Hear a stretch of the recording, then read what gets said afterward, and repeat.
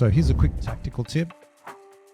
The break is a good time to actually test increasing your paid ad spend, because I often see people embrace automation in their business to automate busy work. They see it as a way to scale busy work as opposed to impactful work.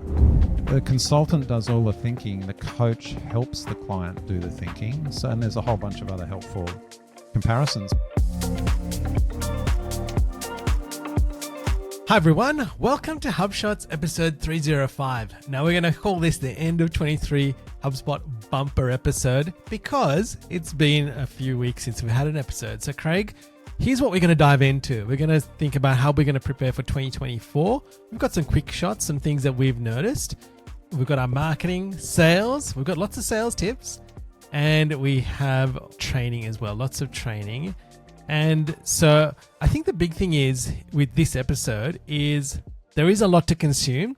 You need to sign up to the show notes to make sure that you're getting all of this, but you can come back. So I'd recommend you to save it at the parts that you want to listen to and come back and implement some of that stuff. Some of them are quick, some of them are short, but let's head into it. Craig, tell me, what is our growth thought of the week as we prepare for 2024? All right, preparing for a 2024 fast start. So as we record this, Ian, there's 16 days, business days until Christmas. So can you believe it? The race is on. So this year, I think many people, they're just going to make it through and then crash at the end of the year. People are running on empty. And then they're going to have a big break. And then there's a bunch of other people that are like, no, we're working straight through. So which camp are you in? Are you ready for a rapid start or are you ready for a good rest? I can understand both. I think this is the first year we've had that I can remember where some clients are saying, we're actually just going to work through.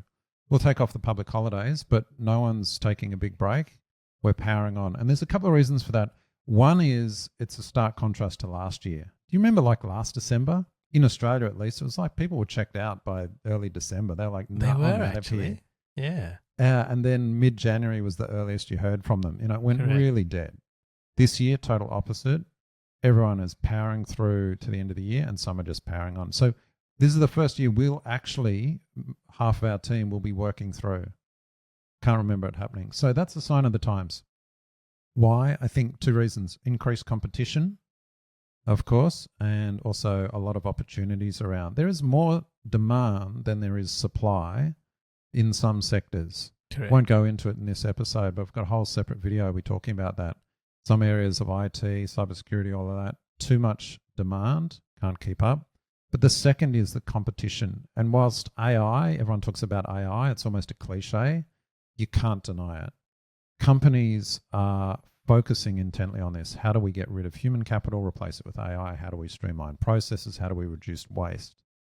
This is a competitive time. So why do I mention all of this? I think most listeners will be aware of this. I think this is the decision you need to make. If you need to down tools and have a rest, I feel some of us need to, then do so. But don't lazily just coast your way into 2024. You'll be left behind. You'll get to the end of January and before you know it, your competitors are a month ahead. And also, this is not the time to get lax around your marketing activities. So here's a quick tactical tip. The break is a good time to actually test increasing your paid ad spend. I'm really interested to see what it's going to be like this year, Ian, because most years everyone pauses their marketing ad spend over the break, especially in B2B, maybe obviously not in consumer. But we get really cheap clicks for a lot of our B2B clients over the break. I wonder if it'll be the same this year. Anyway, we're going to double ad spend as usual. The call to action there, test and measure. And I think finally, if you want to get a fast start to 2024, especially where HubSpot's concerned, feel free to book in an advisory session with Ian and me for early in the new year. We'll be around and looking forward to helping you out. So Ian, how do you feel? How's the year been for you?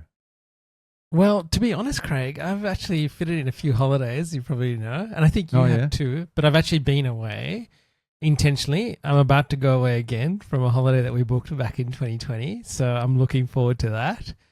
And I kind of guess I've enjoyed the rest. I've enjoyed getting away, experiencing new things, but I am not taking my foot off the pedal. Team is still working, and we're gearing up for 2024. I know a lot of people we've spoken to have also said they're in preparation mode for 2024. Some people are tightening their belts. Some people have got looking at lots of opportunity and how do they take market share. So I think it's really interesting. We've discussed this over the year in the show, is these different market categories and segments that are having different characteristics and how they're dealing with it. So it's really fascinating. Even today, when I went to get some toner for my printer, it was really interesting. Talking to the guy who I've known for a while, part of the local business chamber, and he was like, I want to sell my business, but I'm not getting any bites. And I thought to myself, oh, that's really interesting. So yeah, it is interesting in terms of what people are doing. I think there are I talk to other clients who are trying to acquire businesses. There are some trying to get rid of them. So it is fascinating, and it's just understanding where people are in the industry and what's going on. But always well worth talking to people and understanding where they're at. So there you go. All right, straight on to while we're in Thought of the Week, I want to talk about automation very briefly. This is just a quick thought for listeners, because I often see people embrace automation in their business to automate busy work. They see it as a way to scale busy work as opposed to impactful work. Yes. And so and this is just the takeaway, when you're looking at automation for your business, I know it kind of sounds weird that I'm going to say this. It's like, well, of course, start with your current manual processes that provide impact. They're the two things. What's time consuming and what's provides impact. Shouldn't have to say that. And as you hear it, you go, oh, of course.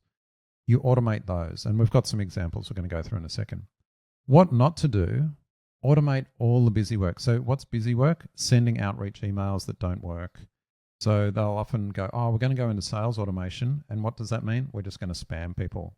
And then they say, oh, automation doesn't work. No, of course it doesn't work. Did it work when it was a manual process? No. Then it's not going to work just magically by scaling it with automation. So what are some of the things to look at? What provide value and what's time consuming? Here's some things to consider. Anything that you can do to stop things falling through the cracks. Yeah. So often that's internal notifications, automation that just goes, oh, this contact hasn't been followed up in 3 days. This deal hasn't been acted on for a week.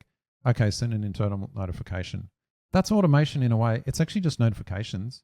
That stops things falling through the cracks. What else? Anything that reduces cognitive load. Oh, so you mean creating tasks automatically to remind me in a week's time to do something? Yeah. Does that mean it's out of your head? But yet there is something that will remind you? Great, use tasks. So these are simple things. People often think automation for the business requires all these digital transformation of processes. No, it's just the simple things. Reduce cognitive load. Anything that qualifies work to be done, e.g. lead scoring, or active lists based on engagement that then sends internal notification. See how we're talking a lot about internal stuff here? Yeah. That's really where processes and automation have impact. And anything that might be based on a process status. For example, this deal needs some kind of internal scoping or some kind of pre-sales work. Great, create a ticket that does that and people work through it and then updates the deal when that's done, notifies people. It's all around notifications and getting processes, keeping them going. And the key thing here is, again, not just automating busy work. Half the time we can accelerate the impact on a business just by going through their notification settings and say, turn that off, turn that off, turn that off. I'll keep that one on. Yeah. Right? Because what do people do? They come in, they turn on all the notifications. Of course, that's too many. It's overwhelming. It's annoying. They ignore them all. Or then they go and turn them all off. It's like, okay, now you've lost. These are the simple things. So the next time you hear someone talking about automating their business, start with these manual and impactful processes. Avoid the annoying things like external email spam and automating that.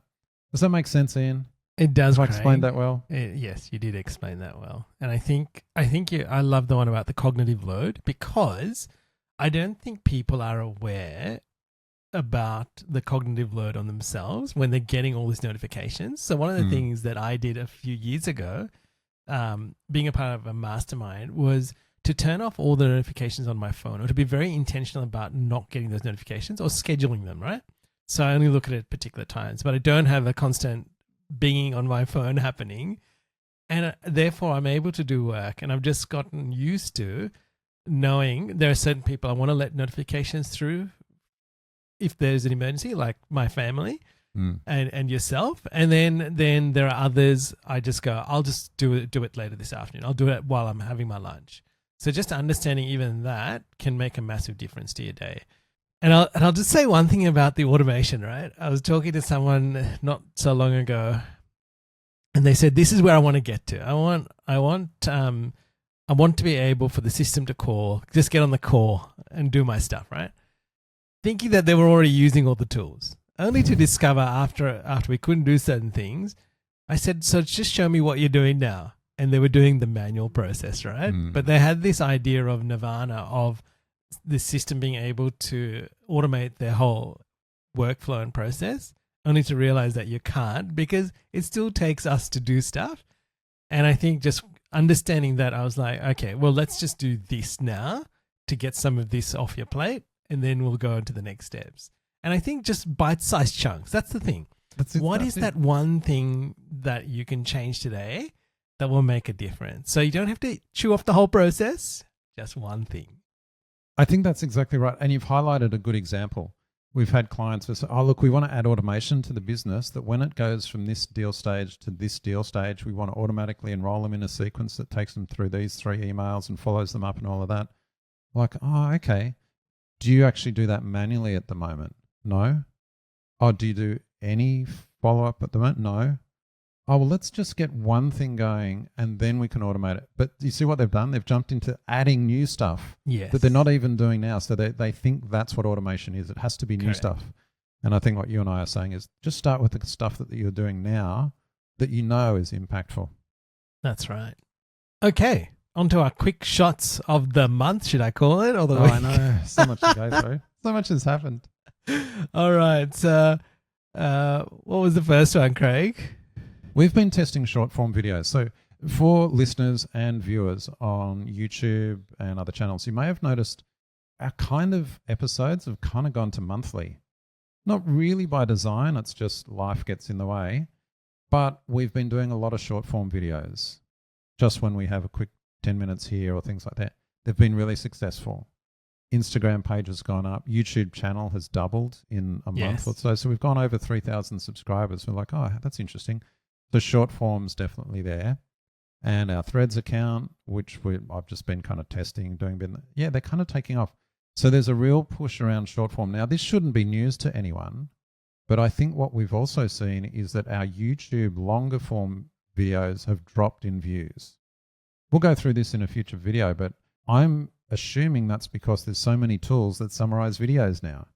So if you've just got people talking like we are, on YouTube, you're just going to say, oh, ChatGPT, give me the summary of that. No one's going to sit through an hour watching it. They're just going to go, oh, get an extension or a tool or something, just summarize it, give me the main points. There's a lesson in that for marketers in what the content you produce separately. But I guess our response has been, well, let's just try short form, and it's definitely working. So there'll be more of that. And I'd like to say, Craig, is that on the flip side of that, I've also spoken to a few people who know us and who listen to the show and have missed listening to the show. So that's one of the things we were talking about. That is true. Is getting that on track in 2024, because I think it's understanding who is listening on a podcast player and then who is actually using YouTube to listen to us or to watch us do things. So I think understanding the audience and how they're interacting on the channel is super important in this instance as we test and measure across different channels. So thank you to those who have actually reached out to us and said, hey, we missed you guys. And we do appreciate it. So it has been good to hear from you. So we will be back on a regular schedule. And that's really the learning from this. I think that as part of our test and measure, the pendulum's swaying too far one way and now we've got to bring it back. That's right. But more quick shots. There's been some interesting acquisitions, haven't there, Ian? Oh, yeah. So Atlassian has purchased Loom. That was a really interesting one. And I'm glad that they did. But you know what? I was hoping all along that HubSpot would actually purchase Loom. We've been saying that for years. I wish HubSpot would buy Loom. Yeah, that's right. Because it's a tool, honestly, behind, let's say, email or other communication tools that we use. I actually think that that is the most used tool in our business. And I often tell people just the ability for us to quickly create content or reply to something that's complicated and people to visually see it has made a massive difference. So if you're not using Loom, you should go and actually sign up and start using it, because it will make a massive difference. So we document processes, we create videos that we then embed on HubSpot dashboards for people to see. And so that's how we do things. But it is one of those tools that is, I just don't know what we would do without it, to be honest. Agreed. And I'm so glad that I was relieved when Atlassian bought it, because I was like, oh, I trust them Yes. with my data. So I trust Atlassian. I don't have privacy concerns. And second, I think they'll keep the product going. They won't mothball it. Okay. So I was pretty happy about that. Whereas if it had gone to some other, remember what company bought Evernote? Yes. And then basically drove it into the ground. I was like, oh, get all your data off. And when it was first announced, I was like, oh, should we go and download all our videos now and get, no, I'm pretty trusting Atlassian. Exactly. Another acquisition, HubSpot purchased Clearbit. What do you think of this, Ian? Well, we kind of saw something like this happening, didn't we, Craig? It was only a matter of time. And here it is. But it wasn't Clearbit that we were talking about. It was another service. But nonetheless, over time, we have used Clearbit with customers and there's been integrations with HubSpot, generally mainly on the enterprise side. So often when SMEs or small to medium businesses have tried to use it, they've struggled with the cost of it. And so they've just used some of the free tools that were with Clearbit. But now if this becomes well integrated, I think that will make a big difference. So what do you think? I think it makes perfect sense. And I had a LinkedIn post a month or two before that announcement, just with how I thought it might work with, say, Apollo instead of Clearbit. I wish I'd said Clearbit in that post. I would have looked prescient. Craig, you could update your post. Yeah, that's right. But I thought Apollo might be the target, although probably cost too much. But I really like it. It'd be interesting to see how they package this and what the pricing will be. I'm assuming it'll be a paid extra at some levels for the data enrichment. I think it makes perfect sense. It's going to be good. It makes sense. It's work, right? Mm. All right. And then one final one that is rolled out, since we're talking about automation in this episode a lot, is the undo and redo changes on workflows. And they call it the workflow canvas now, but that's now available, which is nice to see. That is good. Yep. All right. We're going to dive into our HubSpot marketing feature of the week. And this actually came from a conversation we had when a customer asked us, how do I figure out all of the non-marketing contacts that used to be marketing contacts? And so again, we're going to come back to our building blocks, which are lists. And this is how we created it. So really what you want to say is, a marketing contact status is any of non-marketing. So that's their status right now. And the marketing contact status has ever been any of marketing contacts. And that will give us a list of people who at one stage were marketing but are now non-marketing. Now, obviously, understand in that list, you will get people that have unsubscribed potentially. So you might want to add another condition to say, oh, tell me all the people who have unsubscribed so they don't appear on this list. So if you do want to reset them to marketing, you can. All right. And we've got links to LinkedIn and Threads if you want to comment on that. Next, quick tip, how to build a list of ZoomInfo contacts. That's right. And this is another one that a customer asked us. And why we're highlighting this is because data gets pushed in via the ZoomInfo connector into HubSpot, and just understanding all the contacts that have come in, right? So again, we're building a list. We look at the original source drill down to, which we've spoken to about before. Now, the catch here is it's not like, oh, I just want that to be ZoomInfo. In HubSpot, in certain instances, there is an internal value. So you actually need to go to a contact record and hover over, you'll see a little eye. It'll give you an internal value. If you put that internal value, you will then get the list looking at people that have come in via ZoomInfo. So in this particular instance, that's how you create the list of ZoomInfo contacts. Now, if you're listening to this and couldn't quite follow it, get the show notes. We've got screenshots, and we've also got a link where Ian goes through it on a video on YouTube. All right, on to our many HubSpot sales features. So Here's the first one. Did you know, Craig, that you can add images to meetings, calls, tasks inside the HubSpot app? I didn't realize you could do it in the app. And I didn't realize that either, because we do use the app on and off. But I was actually having lunch with a friend of mine who introduced me to a future prospect. And I said, oh, look, here's the app. You know, he was saying, oh, I didn't realize it was an app because we did a demo of HubSpot. And I said, oh, okay, yeah, let's just log. And I actually logged a meeting with him, and I saw that you can attach a picture, and just the whole way of it works. And I'm going to create a video on this. I've actually recorded a video, which I'm going to post. Just to do that, it was so easy. And it kind of brought me back to people that are on the road for sales, and they're visiting certain places or certain establishments, and they want to just take a stock of where they've been, because it might help somebody that gets the contact. Let's say the office is in a particular location and it's really hard to find. They could actually take a picture and say, you need to go here, or take a picture in my example here of the pizza that we had at our meeting yesterday, and stick it in there so you can remember it, and then people can see that on the contact record. So, such a really nifty feature, but one that I was unaware of, let's put it that way. And that was a good pizza. You looked fantastic you had pizza last night. It looked great. So that was, planning. That's HubSpot's planning session right there. Yeah. All right, what's next, Craig? My quick sales tips regarding the LinkedIn Sales Navigator integration with HubSpot. And again, get the show notes for this. I've got a full rundown of whether it's worth it. But to put it in context, you need one of the advanced tiers of LinkedIn Navigator, which in Australia is currently about $180 per month per user. You also need HubSpot Sales Pro or above. When you've got those two, you can connect the Sales Navigator into HubSpot, and I've got a screenshot of what it looks like in our portal.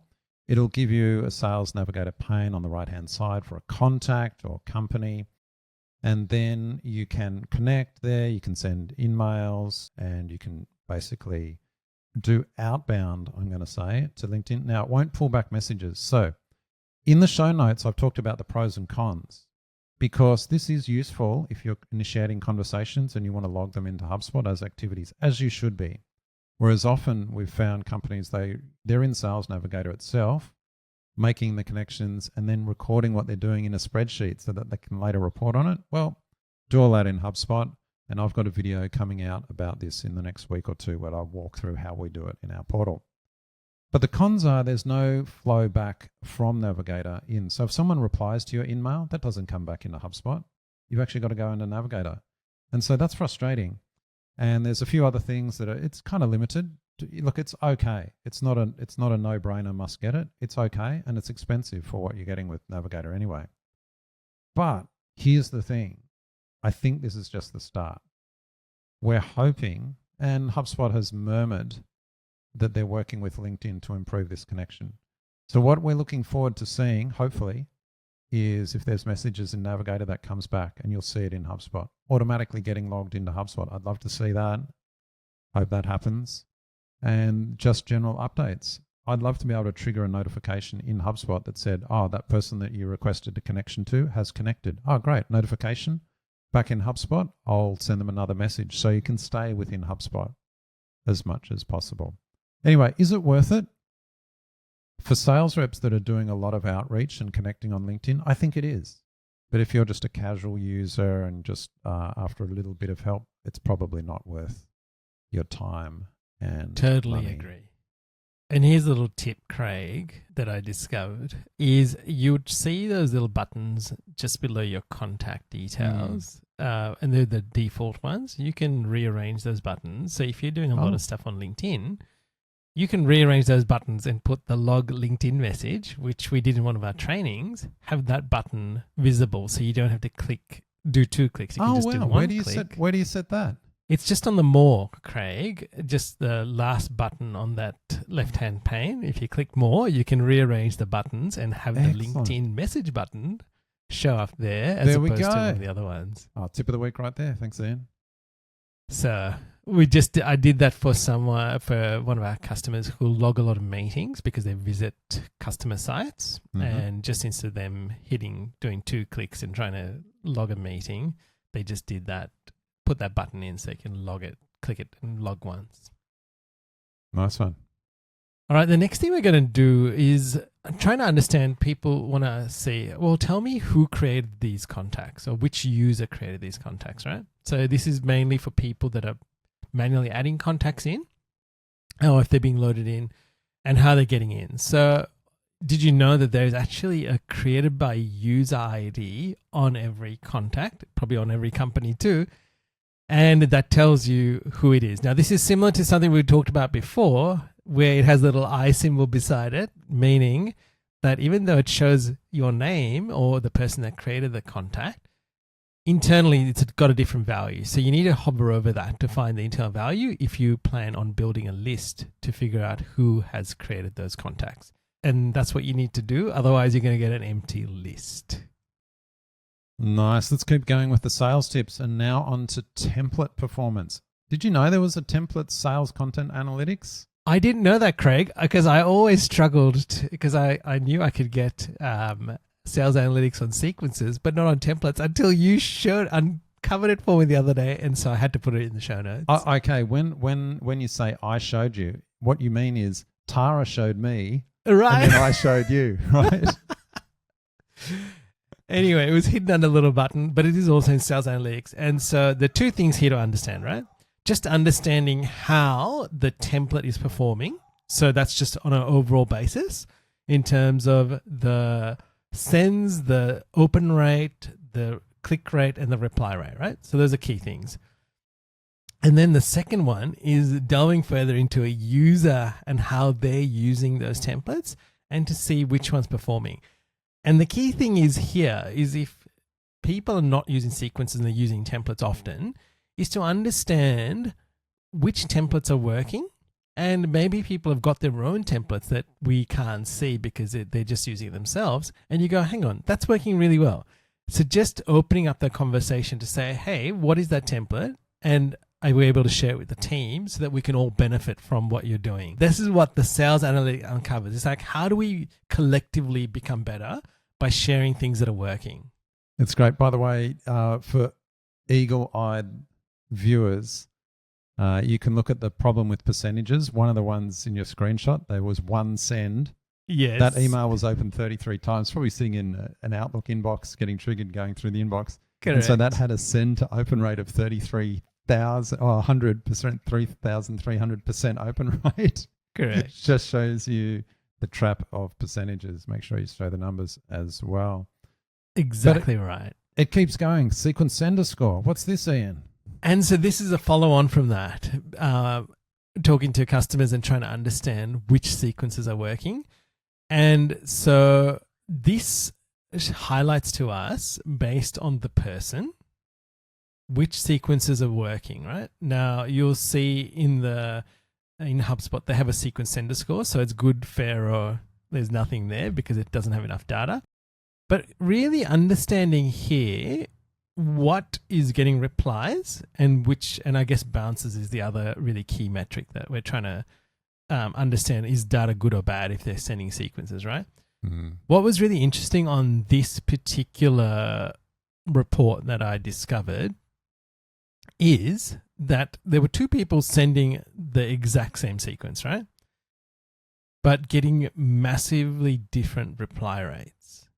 So we were then able to delve in and go, okay, well, this person is sending what looked to be half the number of emails. So actually on this image here, I'll just highlight to you which one it is. I think it is the second one on this image and the fourth one, right? So the sender score for the fourth one is not there yet. But you'll see a reply rate difference of 2% versus 11%, right? Sending the same sequence. Now, why is this important?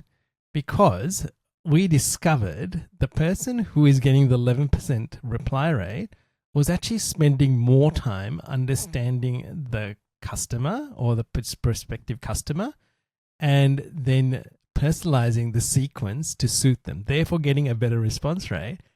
Whereas the first person was just, bulk enrolling people into a sequence without actually personalizing it for that customer's needs. And that's what it highlighted. So it's a really valuable tool to go, hang on, you just need to slow down and you need to do a bit more research and a bit more understanding of who the person is you're talking to and what their pain points are so you can get a better reply, because that's the whole goal of the sequence. Yeah, I think that's right. These are really useful. The only thing I'd say, Ian, is we've got to be careful about percentages again, because the numbers are pretty small. So 2% of 148, or 1% would be, what, 14? 10% would be 14, 1% is 1.4, so 2% is like 3 or 4 people.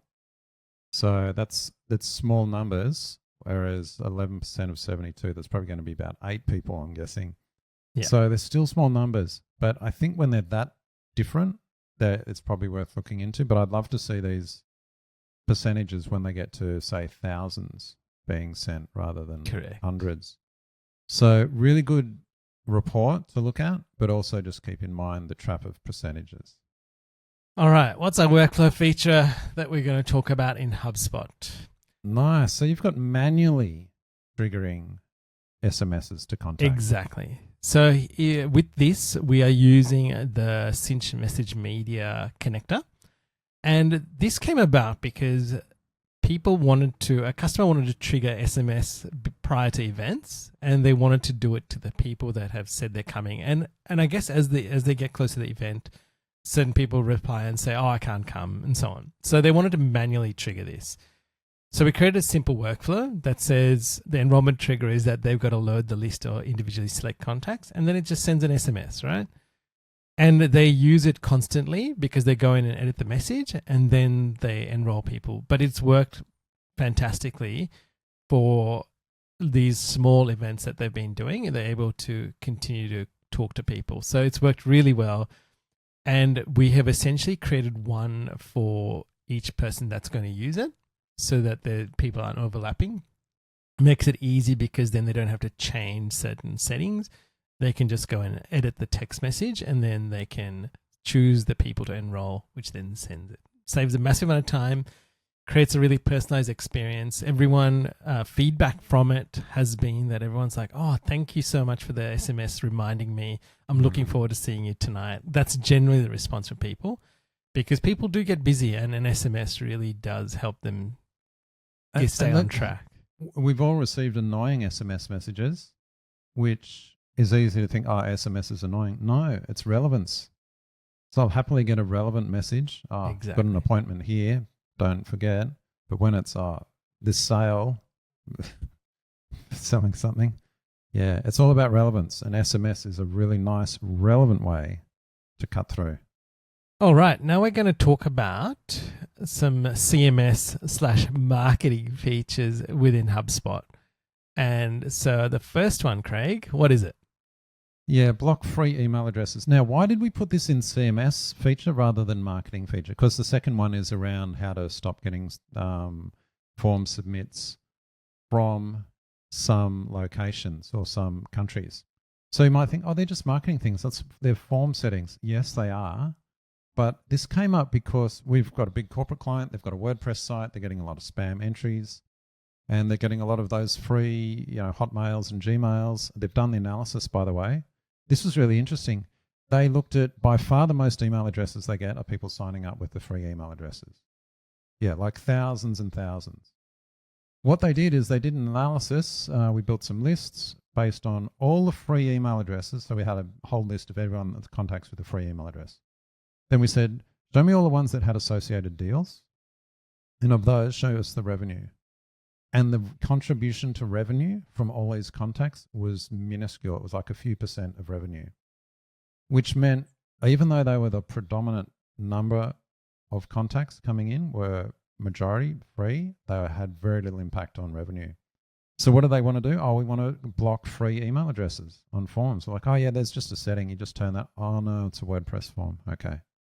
So now they're working with their agency to somehow get a list that they can put in whatever the form builder they're using in WordPress is to try and block all these different domains. And I was like, I didn't want to, can't say to the client, oh, you could have just done that because that's not helping them. But it's like, to people listening, just remind that this is just a tick box. You just click on the email field in a form and you can say block free email address providers. It's that easy. Now, should you turn it on or not? Well, test and measure. If you're a consumer brand or e-commerce, no, you probably want free email addresses. They're probably most of your customers. But if you're a B2B business, do that analysis. And then if it is just noise, distracting your sales reps from doing the high value calls, then block them. Now, at that same field, you can put in your own domains to block. And so we've been building up our own list of all these domains that we block as well. I've got a link in the show notes to a knowledge base that includes the full list. We've got hundreds that we add. Like, these are just people that have spammed us over the years. I've just been building this list. So you can copy and paste it and put it in your own. So that's the first feature, block free email addresses. Here's the second one. They're like, oh, we're getting a lot of people signing up in certain countries. So now they're working with their WordPress agency to come up with some geo-blocking plugin that will...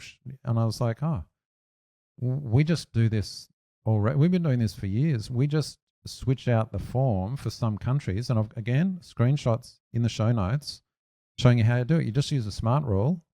With the smart rule, we have a rule that says if they're of some a certain list of countries, there's Bangladesh and India and a few others, we just say, oh, switch it out. And then what do? We show a form that doesn't have an email address on it.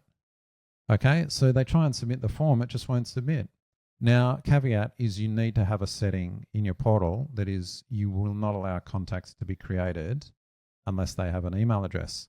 Most of our clients' portals have this turned off, so you don't. But if you're the kind of company that creates contacts from calls, you get a lot of calls coming in creating contacts, this isn't going to work for you because you will allow them. But anyway, and the results of that, well, you can see here over the last couple of years, we've blocked almost 770 contacts that would have otherwise just distracted us with contact us forms, spamming us from countries.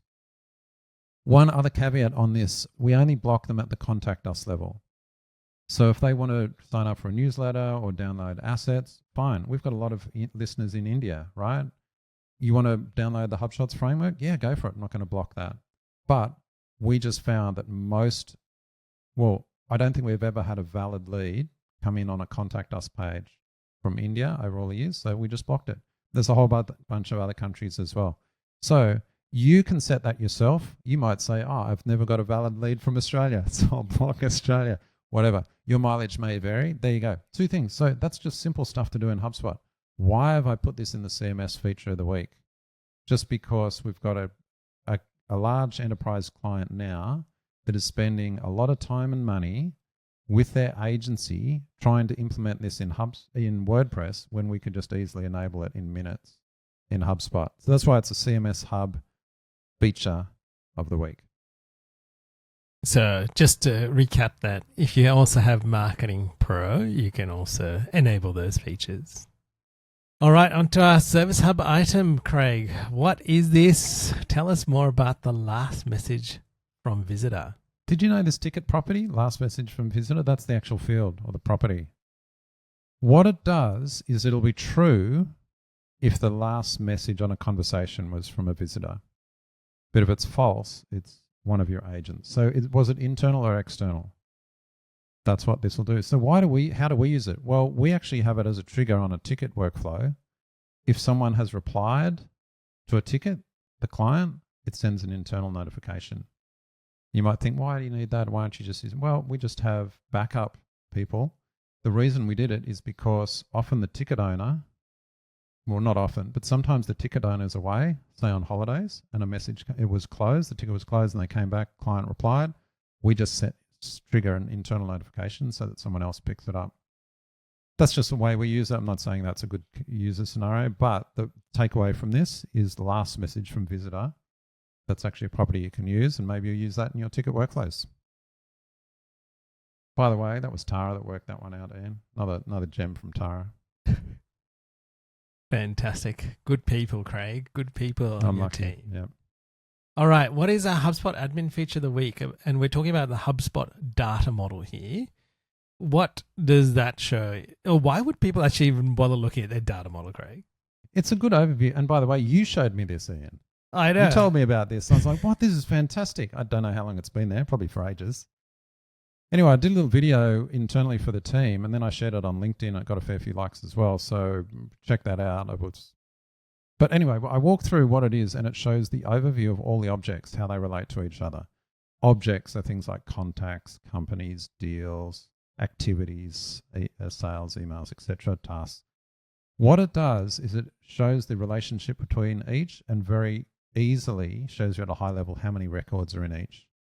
So you can get a quick snapshot of all the records that are in your HubSpot portal just by looking at the data model overview.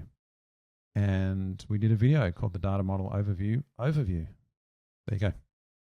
All right. Onto our HubSpot app marketplace app. It's the app marketplace app of the week. What is it, Craig? It's Teamwork, right? Teamwork Workflows app. So if you use Teamwork, you've probably known they had a Teamwork app marketplace thing for years. This isn't that. This is a brand new one called the Teamwork Workflows app. When you add this, and it's free, but you need a Teamwork. If you're using Teamwork, you'd be probably a paid user of Teamwork, but the app itself is free. Pop that in. And what it means is from a workflow, you can actually trigger an action that'll either create a task or a project in Teamwork. So let me give you a use case where we use it.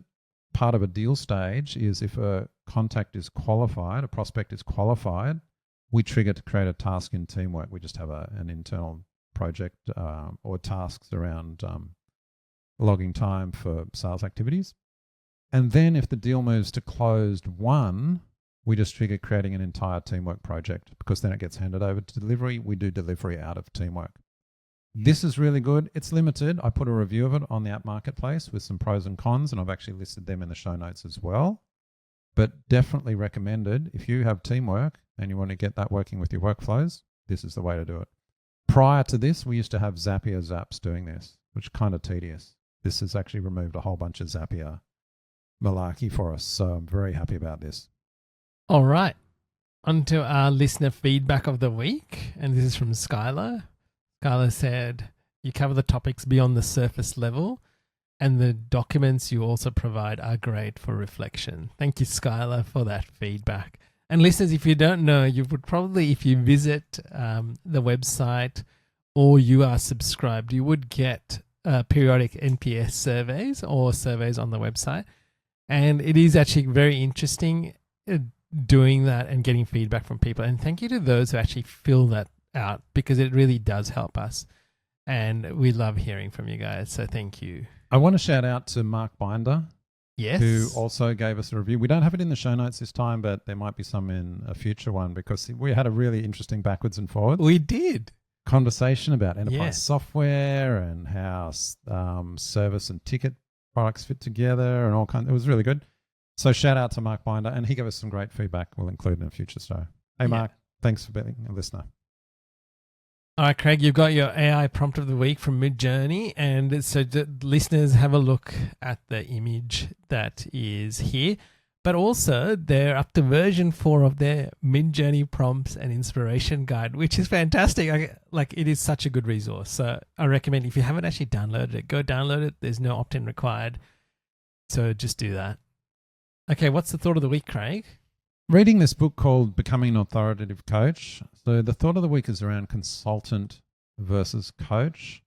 It's quite cool. I think Moby recommended this book, and I saw him posting about it, and I've been reading it. It's really good. But the difference between a coach and a consultant, I've got some screenshots from the book in there, but the consultant does all the thinking. The coach helps the client do the thinking. So, and there's a whole bunch of other helpful comparisons. But I was thinking not only for clients, but also for team members. And what I realized is for our business, we are consultants for our clients.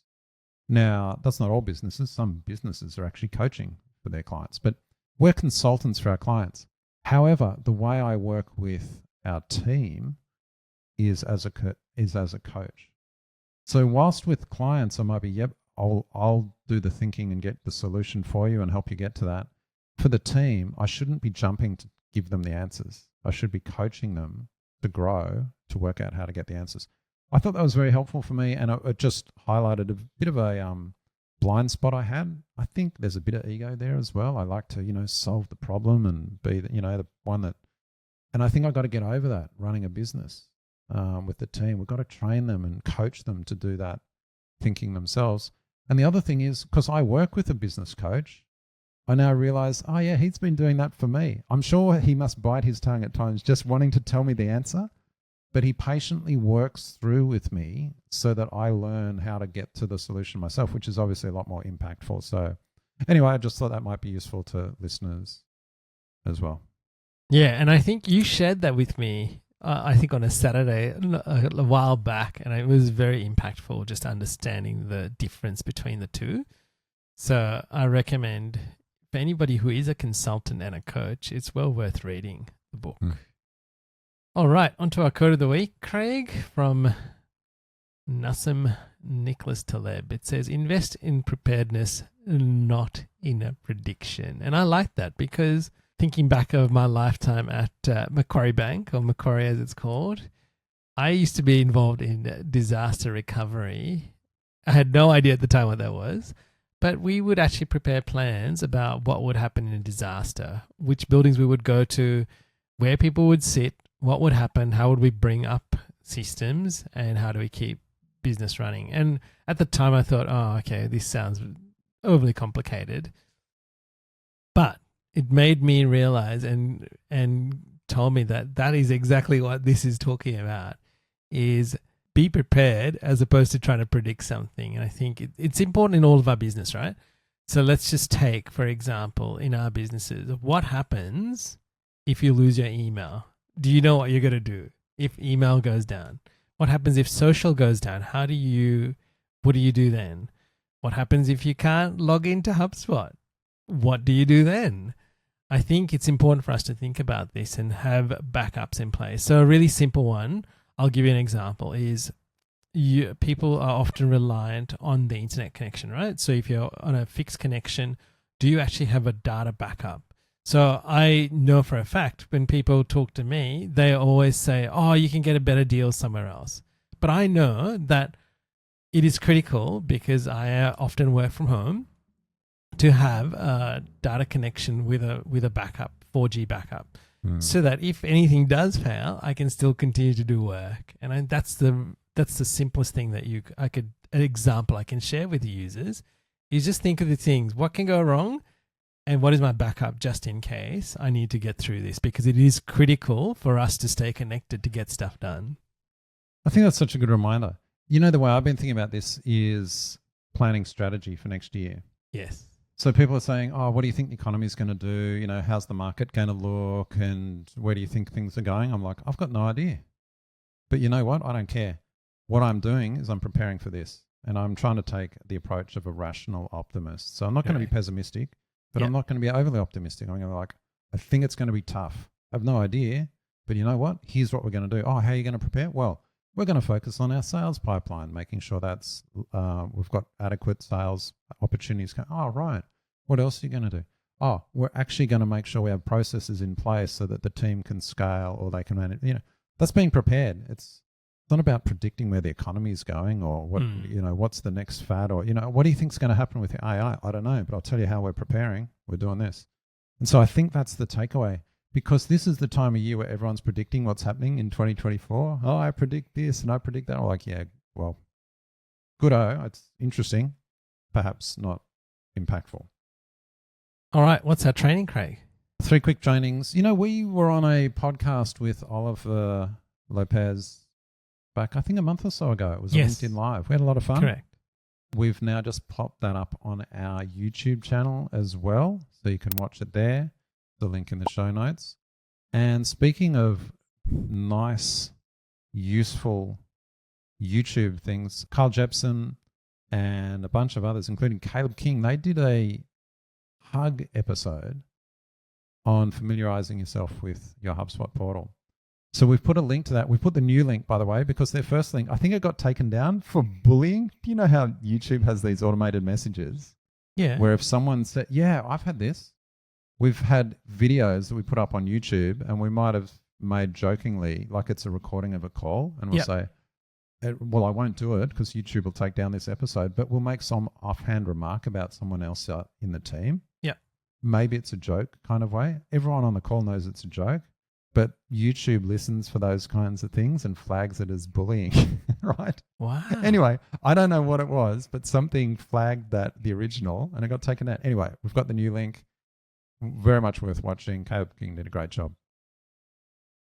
And finally, if you have not downloaded the HubShots framework, I encourage you to do so. It has been updated and is being used across everything that we do. And the more feedback we're getting from talking to people that are using it, it's been really beneficial to them to just get a snapshot of where they're at and where they're heading. And there are certain things we often say people want to get this nirvana of automation or attribution. They say, oh, I want to get attribution, or I want to upgrade to enterprise so I can get all of this stuff. But they're actually not putting in data to get the stuff. So this really helps you get a clear visual of what's going on. And then you can plan accordingly to go, okay, we're going to take these steps to get to here. One of the new things that we have included on our framework is, well, what are the 3 things we're going to work on broken down by the year? So it can be really clear to people what's happening. So well worth you downloading that if you haven't already got it. And if you have got it, once you do get it, you will get notified of any updates that happen as time goes on. I think it's quite popular. I think we've had more than 1,000 people in. I was checking the numbers. It's pretty something like that. So a fair few people have downloaded it. And we see people coming back and downloading it again as well. So anyway, grab your copy, and there is we're updating it, and there's a new version coming out in January as well. And finally, Craig, I just want to say a big thank you to everyone this year, including yourself and the team who have stepped up and done different things. Also to podcast editor Chris and our teams respectively, because without them, a lot of this wouldn't happen. So a lot of people think, oh, it's just Craig and myself. Yes, we do a lot of the work, but there is a lot of work that happens post us recording the show and us testing things out. So firstly, thank you to you. Thank you for keeping us on track. Thank you to challenging myself and being there when was needed. We've both gone through seasons this year where we've not been around or we've had to go and do things, and you've stepped in the place of that. So thank you for that. And thank you for your friendship. And all the people that listen to the show, thank you for listening and making this a part of your weekly routine at times. And to those who become our friends, thank you very much. We do appreciate it. I echo that. Really appreciate all the listener feedback we get and support. I thank you, Ian, and also just that you're happy to keep doing it each week when I just do it to hang out with Ian. I don't know if it's driving our businesses or anything, but I thank you for that. I'm going to call out some of the people on our team. So especially Erica and Alan. Alan does all the video work. Yes. And that is very time consuming. Some of the stuff he's been doing lately looks fantastic. Well done, Alan. Thanks for that. Erica does all the branding, and then Audrey and Knowles has done the Midjourney guide. Pooja takes care of all the coordination of content being pushed out on different channels. I think Madeline puts the newsletter and takes all our ramblings and the show notes doc and puts it into an email that is actually readable. Gets it all out, and I think Kezia does some stuff in the background as well. So yeah, there's a bunch of people behind the scenes doing stuff to keep it all going. So I thank you all. And who on your team? You might want to mention them by name. I've got a few people. We've got Paula, Honey, April. I think Elsinore maybe does some graphic stuff as well. And Stephanie, yes. They all do little bits that keep the things rolling along. Incremental compounding. That's right. Well, listeners, we hope you have a great end to 23, and we look forward to being with you in 2024. Until next time, Craig. Catch you later, Ian.